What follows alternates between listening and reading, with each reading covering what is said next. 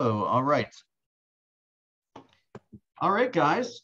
Tell me how things are going. I got a couple things I want to cover, of course, but remember the purpose of this mastermind, we're getting you guys together every week, is really to allow you guys to share what is working for you, to share what is not working for you, to share, whether how you're kind of thinking and feeling, how you're spending money wisely or not spending money wisely, basically what you're learning and what you're reading and listening to, so that we can all kind of share ideas on how to make each other, happier and more productive and better agents. So who wants to share? Let's start with the negative stuff. Is there anything going on in anyone's business or life that they would like some support on, or that they're struggling with, that maybe somebody else can give some assistance?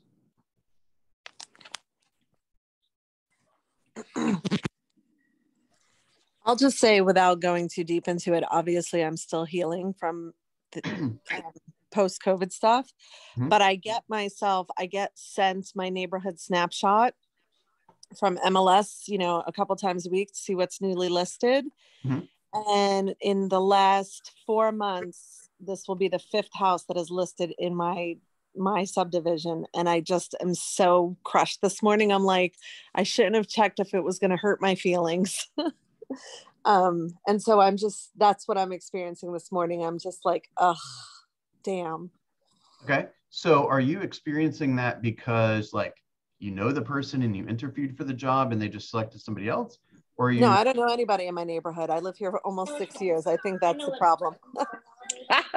Okay. I think that you're en route to where I was going to go, which is you didn't earn it.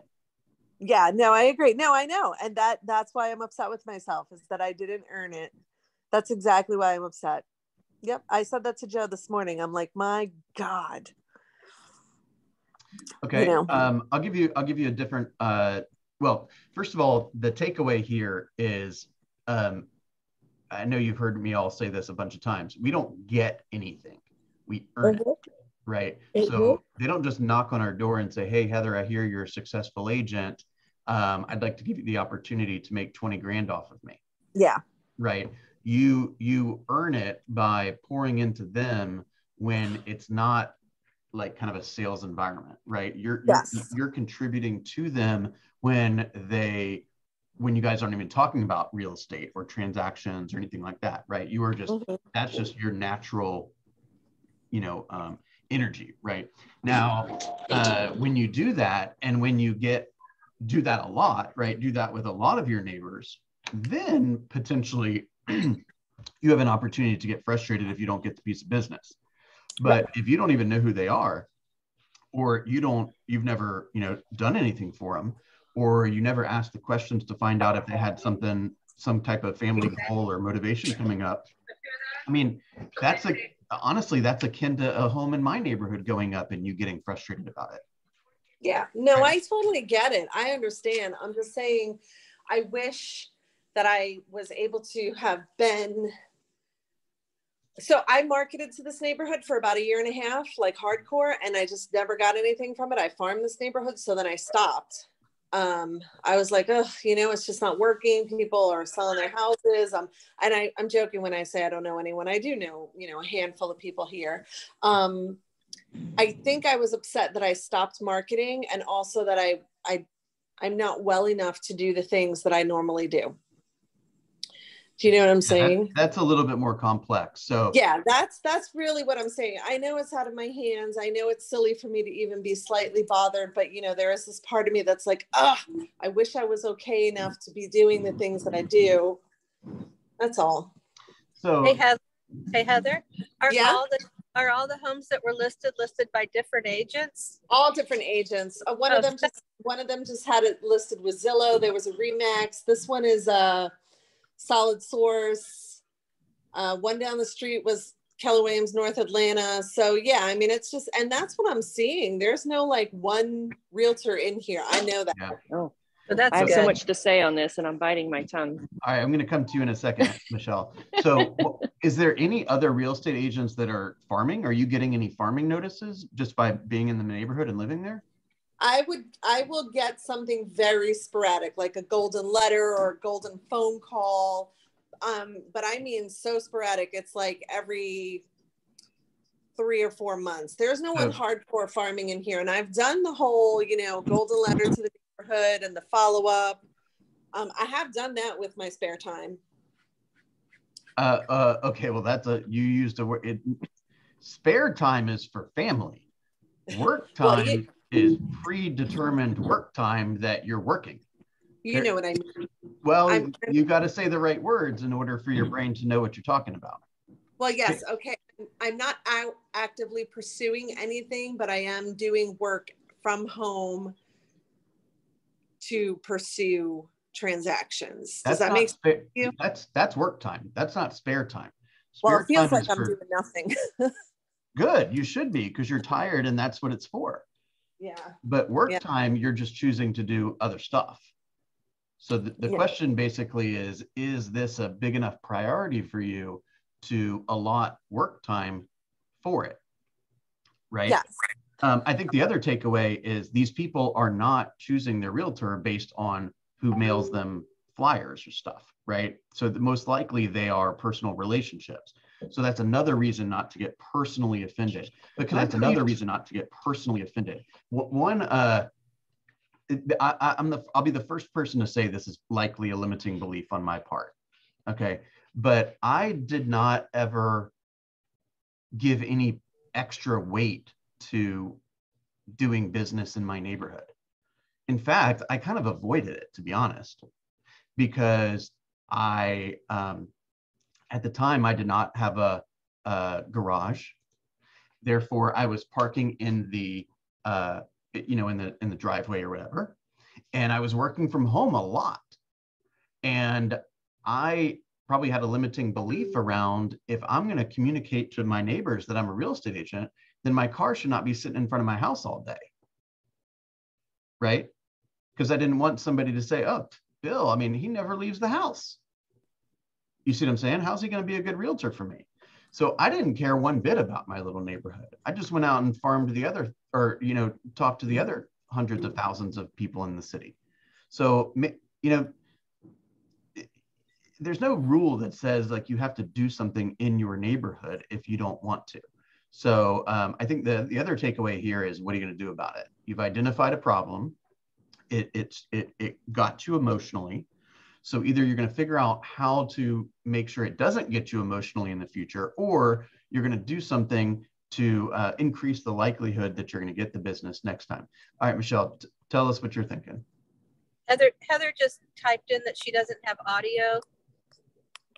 I'm in now. I'm in. Oh, so sorry. Good. I didn't hear a word you said. But I do appreciate your time on that. Do you, did you hear anything about me living in a neighborhood with no garage? No, the last thing I heard you say was... I basically said that I didn't think there was anything uniquely special about my neighborhood. I worked from home a lot. I had my car in the driveway because I didn't have a garage. I had a lot of people that, this is probably in my head a little bit, that...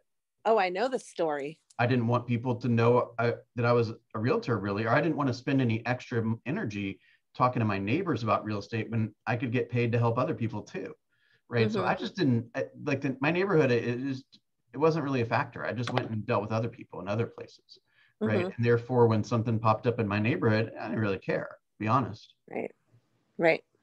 All right, Michelle. No, I was just going to say a mindset shift on this is your poor neighbors.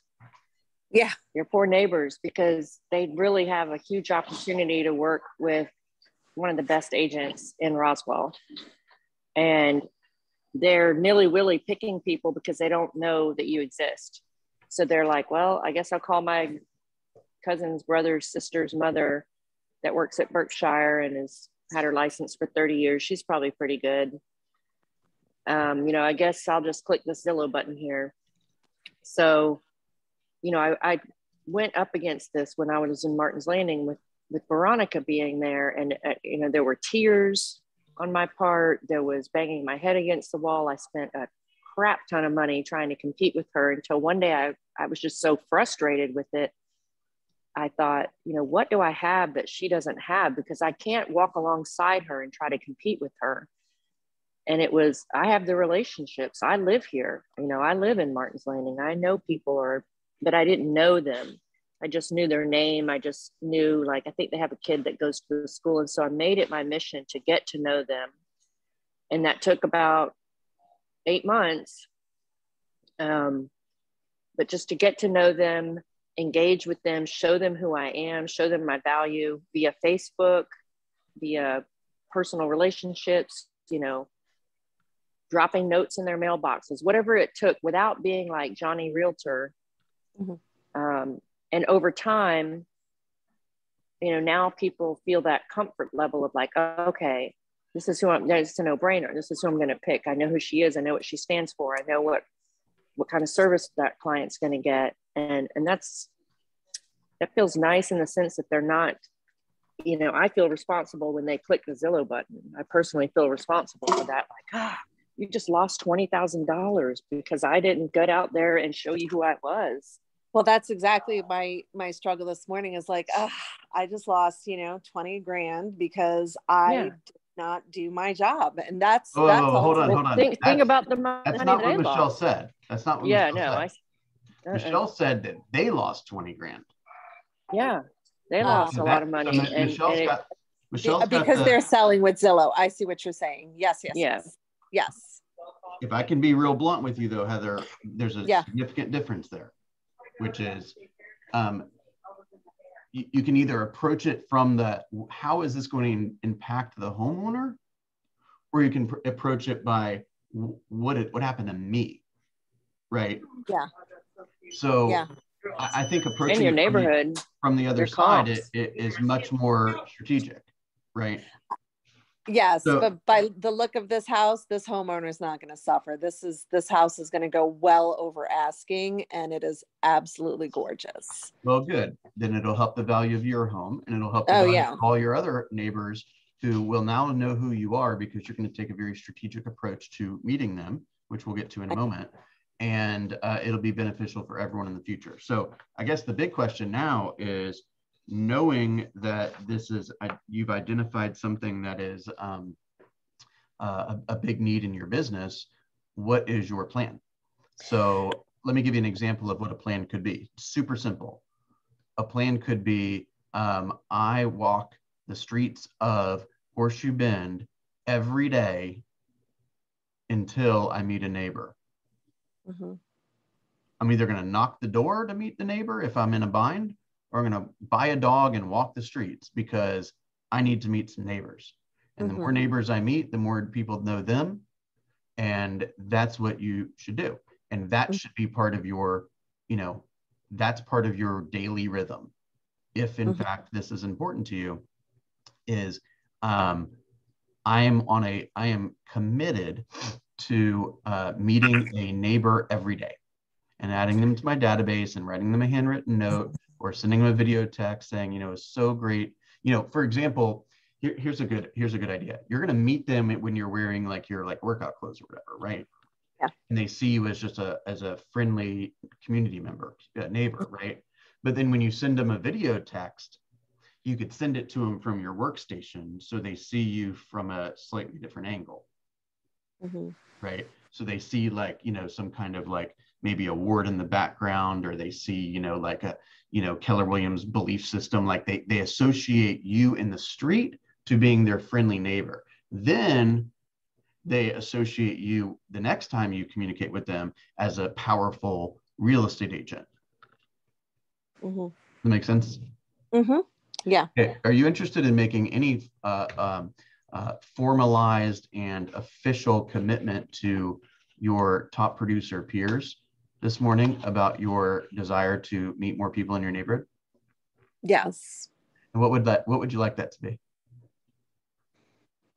Well, I do have a dog to walk, and he barks at everybody and can't stand anyone, so I have to leave him home. Well, you got to get a different dog. I'm gonna leave Boomer home and maybe take one of my other dogs out. But yes, Oh yeah, you got multiple dogs? Yeah, I got 3 dogs. Yeah, you leave the biting one home. That guy doesn't get to walk. If you want to walk, you quit biting people. He's the little one who needs to be walked, or he shimmies under the gate in someone else's yard. Let your kid walk him. You walk the nice dog. I gotta walk the nice dogs. I will. So here's the thing. And when I said before that I don't know any of my neighbors, obviously that's a little bit of a fib. But what I don't do is know them on a personal level. So I'm going to be more cognizant when I'm outside walking, or definitely not walking Boomer, but walking, or even in and out of my driveway and they're walking their dog. I'm going to stop and talk to them about their dogs. I'm going to talk to them about their kids and just start to get to know them a little bit more than, hi, how are you? And then that's it. You know, I don't even know their names. Okay, perfect. So it's not just adding one random family to the database per day. It's adding one family to the database per day that you can identify something unique about them, that you can cross-reference in your handwritten note, or you can cross-reference in your video text or video email or whatever once you get back to your workspace. Right. Right. Heather, with your personality, you're so memorable and so genuine that you could do this really quickly. You could really take over quickly. And I think a great conversation is, oh my gosh, did you see our neighbor sold their house for Zillow? It breaks my heart. You know, in this fast market, that they could have gotten asking above appraisal, and that they took something so low. You know, I cannot let that happen again. You know, please call me if you have questions about your house. I mean, just from that place of genuineness that is, you know, just going to make them think. Well, and also, I mean, smart. That goes a little later in the conversation, right? Don't open with that. No. But that Zillow home, the mindset of it though, is when you're talking to the Zillow home is 609, and we just had one close for 787. The new one is listed for 750. They don't know this, but I do. That's right. That's right. Well, once you meet them, everyone again. Damn it. I'll say what I was going to say anyway. She can hear it again. Sorry, I'm here. Once you meet them, once you identify something unique about them and something about something that interests them, their family or their hobbies or how long they've lived in the neighborhood or whatever, and you communicate with them, and then you figure out what type of valuable information they'd like to receive from you on an ongoing basis, then you won't have that challenge in the future. I mean, Michelle, you live in the neighborhood too, right? Yes, and I've not yet decided. No, I'm not pissed off that listing came and it wasn't yours? No. Why I'm not? not strategically. Yeah, because it's not even in my strategy to tackle Horseshoe Bend yet. Okay, so Heather, I have if it's not in your strategy, you don't deserve that. So here's the deal, guys. It isn't actually my subdivision of Horseshoe Bend. It's not in like the 1,200 home range. It is in my 100 home subdivision. Yeah. And that's why I knew it. And so I get it. I get what you're saying. I shouldn't be upset because I didn't strategically go after it. But I'm not upset that they gave it to someone else. I'm upset that I have not strategically done anything in this neighborhood that's turning over left and right. At this moment. Yes, exactly. That's exactly what I am. I'm upset with myself. And, you know, it's not, I can't be mad that someone else got the business. They went after it. So just one idea that just popped into my head. That wouldn't make any sense. Is there a Facebook group for that little micro neighborhood? There is not. And that was when you asked me, you know, what else I would do. That's something else that I would do. That is something I'm dropping my son off to school right now, and I'm going to go home and pull out the laptop and start that ASAP. And what's the name of what's the small micro neighborhood? I'm in the Glens. Fast myself. The Glens, yeah. Just kidding. I don't want any part of it. It's okay. He's gonna what? Oh, I'm where your Jared is. Remember, Jared's my neighbor. Yeah, you stay away from him now. Honestly, if I see your sign go up in my neighborhood, Bill, it's on. Well, honestly, if he were to list with someone else right now, that person deserves the business, quite frankly. Like, I have not earned his continued relationship. I hear you. So if he were to that's a great, I'm glad you brought that up, right? So I helped a buyer a number of years ago move in right around the corner from Heather. That's who Jared is. So a client of mine.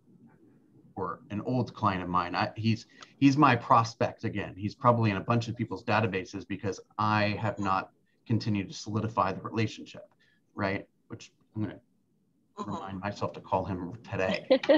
Just save the stamp, Heather. Save the stamp. I'm rekindling that relationship this morning. Okay. So with all that said, like if you were to let's say if you were to list with you, I'd say, hey, I guess she deserved the business. You know, that's a lesson learned, right? I used to get so pissed off at this, particularly if it was a friend. And then I just stopped because I was like, look, I didn't earn that. Like if they listed with someone else, it must be because they thought that person was going to be a better match for them. And so maybe I'll call them and say, hey, you know, I'm totally not mad at you. Like, I get it. I didn't deserve this piece of business. I haven't earned the right to help you. So was there something that I should have done or could have done that would have caused me to be the agent that you selected instead of selecting this other agent? And then they say, yeah, I want a weekly email. Say, okay, well, now I'm going to go back to my people and give them a weekly email, perhaps, right? Or when I'm on the telephone with my people, I might say, hey, you know, I'm recommitting to a stronger and more thorough and more consistent communication strategy next year for my people. And I'm just curious, tell me a little bit about what do you want? What do you expect? How often do you want to be touched by me? What type of information would you like me to share with you?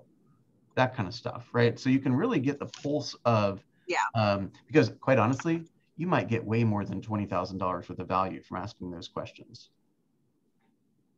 right? That's just one home. If you get the right answers and you implement it, you could go sell 10 homes that you might not have sold. You see what I'm saying? Yeah. So this is exactly the type of interaction that I like having with you guys, because we get powerful agents that have lots of experience, that have, you know, just because you're making good money doesn't mean you don't have challenges, right? And we get a chance to guide each other. I didn't mean to cut you off, Heather. What was that? No, you're fine. It's your show. I just wanted to say that, you know, on the cusp of what you just said, on the cusp of what you just said, that's exactly what I failed to do to get any of this business, and that's why I'm upset with myself. That's all. Yeah. Okay, so let's also, I just want to say one thing.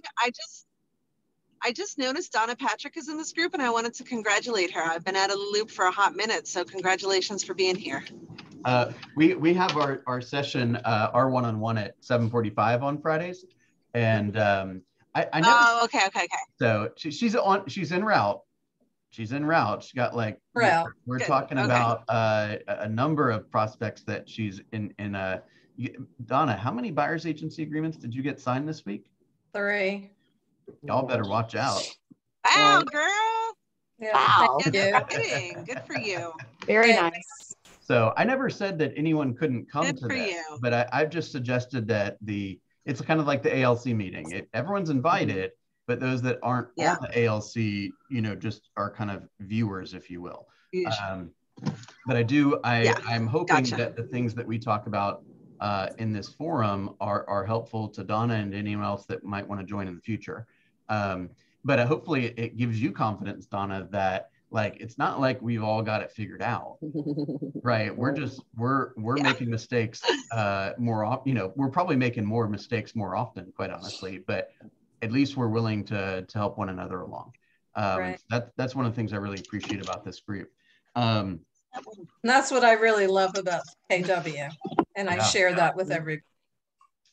All right, so let's make sure that we kind of wrap this kind of discussion around, and let's all make sure that both Heather and Heather's mastermind group are very clear on what her intention is. So Heather, clearly state how you're going to, what is the action step you're going to take to prevent this from happening in the future? Okay, so I am going to start to actually speak with my neighbors when I see them outside and get to know them. I am going to create the Facebook group, which, you know, when you live in Horseshoe Bend, you have a neighborhood directory, but I'm going to actually get the Glens in here as well and work on that and just truly build the relationships with the people in my neighborhood, become a friend. And then here's the thing, I use a Google Voice app for my business line. And the strangest thing, but I cannot send videos out on Google Voice. You can only send still photos. So I don't know that I can do the videos unless I can post it to the Facebook group inevitably, you know, with due time. I tried after an open house. I recorded the whole video when I was at the office, and you just can't send a video on Google Voice. So that was really frustrating. Can I tell you? However, I have been seeing a lot of agents. I'm sorry? I don't know how that exactly works. I would go onto YouTube and say, how do I send video text with using Google Voice? And I'm sure somebody's figured out a workaround. Michelle, what were you gonna say? If I can figure out the workaround, I will do the. I have to tell you about someone that was at Mega Camp, not last year, but the year before, that created a Facebook page for their neighborhood and specifically said, no realtors, no realtors. I'm the realtor, no realtors. Oh, yeah. And then she didn't make it about her. She made it about her neighborhood, but it was like Heather's Monday real estate update. And it was a video on Facebook where she'd be like, oh my gosh, did you see her friend's house? Da, da, da, da, and this sold and that sold, and da, you know, just very casual, not Johnny Realtor.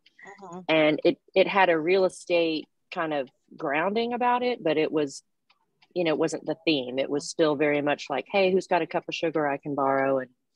But you know, she was adamant that, yeah, that's actually a very good idea, or very, very smart thought. Let me kind of rephrase a little bit of that. So it definitely should not be Heather's, you know, realty page. It should be this is a community page, and like you have maybe your let's say your photo on it or whatever. It might have you in like a KW hat or a KW shirt or something, but it's a lot more subtle. And the contributions are things like, you know, hey, I just had a fantastic experience with this, you know, new orthodontist in town, or guys, have you tried this new Mexican restaurant? It was so awesome. Make sure you get this type of margarita or whatever. Like, it should be totally around community stuff. And then once it gets some you know, some energy around it, then you can add in things that allow professionals, including you, to have kind of a platform. So you might say something like, okay, every Monday, all the business professionals can share a little bit about, you know, who their ideal client is, or what's new in their business or their industry, or something like that. But if you're like open house, market stuff, you're going to lose them right away. No. Yeah, I wouldn't take that approach anyway. I would say it's more communal, and let's get to know our neighbors better. And you're right about a feature inevitably, because I know there are a lot of entrepreneurs in my neighborhood. I know there are a lot of small business owners in my neighborhood. So are you guys, that would be, you know, useful to other neighbors as well. My wife is in she's in a bunch of these, but she's in a bunch of these like WhatsApp, like neighborhood WhatsApp groups. It's like, you know, Decatur moms of Atlanta, you know, Jewish moms of Atlanta, like these kind of things. And literally there's thousands of women in these groups. And, you know, somebody puts up something like, hey, looking for family, you know, photos or whatever. And then like my wife's got like 5 or 6 people in there that are like her biggest cheerleaders ever. And they're like, Shane Image, you got to go to Shane Image. Oh my gosh, she's awesome. Oh my gosh, look at what she did for my family, right? And like, you get a couple of cheerleaders in that group, woo, game over. Michelle, you'll never take another listing in Horseshoe Bend. All right, guys, that was fun. Thank you for sharing.